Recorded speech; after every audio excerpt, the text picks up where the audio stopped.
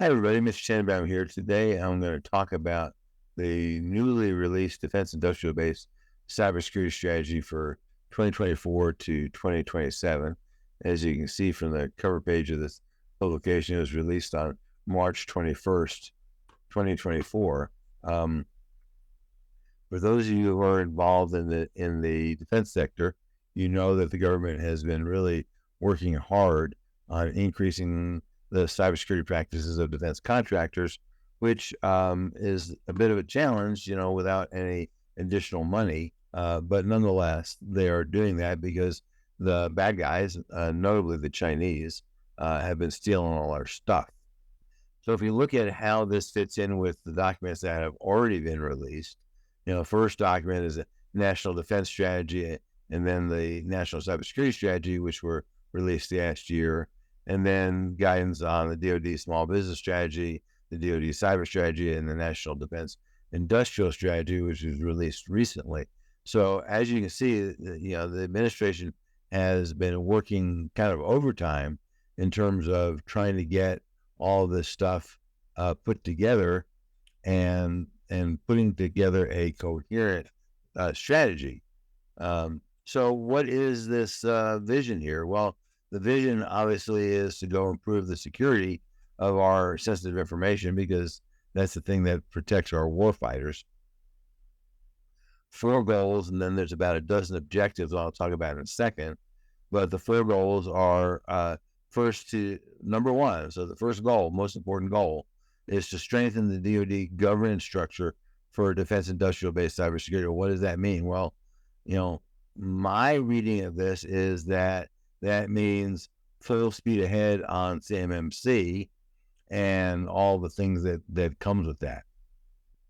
Number 2 is to enhance the cybersecurity posture of the DIB, and I think that means that if you don't follow the rules, if you don't go off and implement the requirements of CMMC, that you're going to be less favored in terms of contracts. Right now, contractors are required to report their scores in a government database called SPRS, but there's no minimum score, or there's nothing that says, gee, if you have a higher score than somebody else, you're going to get preferential treatment. Now, Title 48 rules, which we expect to come out shortly in April, probably, may well have some say on that, and it wouldn't surprise me at all. That says, gee, there's a minimum score, and if you lie about it, the Department of Justice has set up an entire division who is responsible for prosecuting false claims acts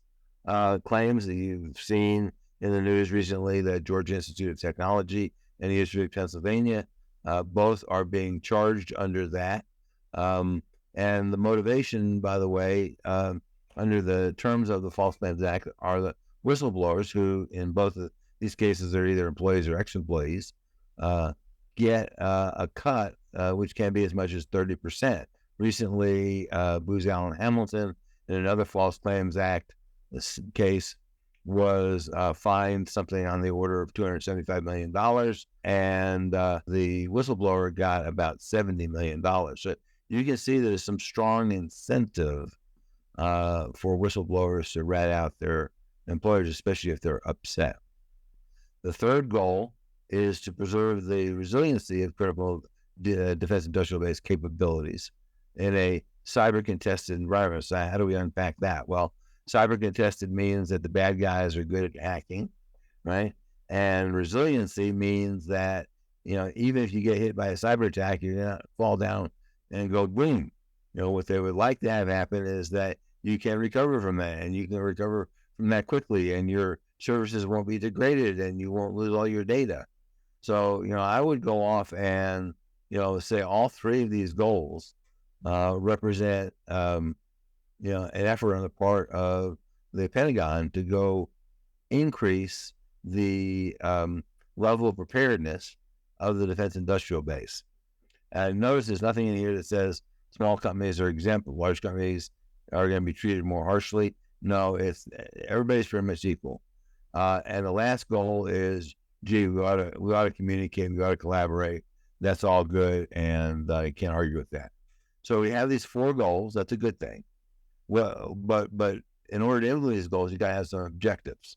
So they came up with about a dozen objectives. They're listed here, and you can see what they are, and I'm going to kind of talk about them. So the objectives for goal 1 are to, number 1, strengthen interagency collaboration, because cybersecurity issues are not agency specific. And by agencies, they could mean things like Homeland Security versus DoD, could mean Department of Energy versus DoD, or it could mean the Army and the Navy. They're not so great at talking to each other either. And the second goal, the second objective is to advance the development of regulations. Read that CMMC and potentially other regulations, which govern the responsibilities of the DIB and their subs and their vendors and all those folks. So goal number 1 seems pretty clear. This is about enforcing CMMC. Moving on to goal number 2, there's 5 objectives there. First one being that they want to make sure that you're not lying about it. The whole reason why CMMC came about is because even the Defense Department has admitted that, you know, when 800-171 became mandatory with the 7012 deforce clause back in 2000 and late 17, people were lying about their compliance. So they're saying, well, we got to have some way. The first objective there in goal 2, we got to have some way to evaluate whether these guys are really complying with it. Goal 2, or objective 2, is to improve the sharing of threat information. That's a good thing. Goal 3, or objective 3, is kind of an interesting one. So, you know, the government already hacks defense contractors. Sometimes they tell you about it, sometimes they don't. But I think, you know, you're going to want to find those vulnerabilities before the Pentagon finds them, because it's going to look better if you find them rather than they do. Objective 4 is to be able to recover, and when they say recover, they mean recover quickly and with minimal impact to the Defense Department. And objective 5 is to evaluate the effectiveness of regulations and policies and requirements. I mean, that's a good thing, but I wouldn't hold my breath for them coming back and saying, oh, gee, these regulations are too hard. I think we'll just cancel them. In goal 3, we're talking about improving resiliency, and that means prioritizing resiliency of DIB critical production. We've seen this before, where critical production went offline when a critical producer was hacked. That's a problem for the Pentagon. And they also, for objective 2 in goal 3, established in the policy the priority focus on cybersecurity for critical suppliers and facilities, whatever that means. We don't know who's going to be critical, who's not going to be critical, but don't count on you not being critical because, gee, it would be inconvenient for you. I think that the likelihood that people are going to be considered critical because whatever's upstream from them is considered critical. And lastly, in goal 4, they're talking about, then this is a real challenge. The commercial internet cloud service providers, cybersecurity service providers, managed service providers, all those folks, that the Defense Industrial Base is dependent on, they got to carry their share of the load. Right now, my opinion, they're not doing that very well. Objective number 2 in goal 4 is to work with the Cybersecurity Steering Committee, which is part of the Defense Department, to improve communication collaboration with the DIB, which is so you're not quite so blindsided in what the hell is going on. That's certainly a good thing. And then the last one is to improve bi-directional communication, both up and down, with the DIB, and expand public-private cybersecurity collaboration. And I can tell you that the NSA over the last year or two has really stepped up to the plate, and they have offered a bunch of services to the DIB for free, which I think is great. And I anticipate that they're going to go off and deliver more of these services. But all of this means that this is really important to the Pentagon, and don't expect it to go away. Now, you could say, well, what happens when the next administration comes in? And obviously, we have no clue what happens if the next administration comes in. Obviously, if the Democrats win next year, then, or this year, if they are the next administration, then probably it's highly unlikely that anything's going to change. Now, if the Republicans win the presidential election, they have a tendency of being much more hawkish on national defense. So I don't think that there's going to be much of a turnaround on their part and say, oh, gee, we were just kidding. National security is not very important at all. And whatever, do whatever you want. So I think it really doesn't matter which party wins in the November election. This is going to stand. That's my guess.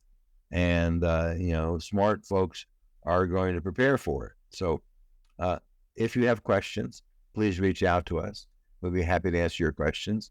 And if you need assistance with this, because we don't believe anybody can do this by themselves, again, please reach out to us. We'd be happy to assist you in any way we can. Thanks for listening. Thank you for watching. For more information or to purchase this or any other of our board or executive services, visit us at cybersecurity.com. Call us at 303-887-5864 or email us at rh@cybersecurity.com. Goodbye.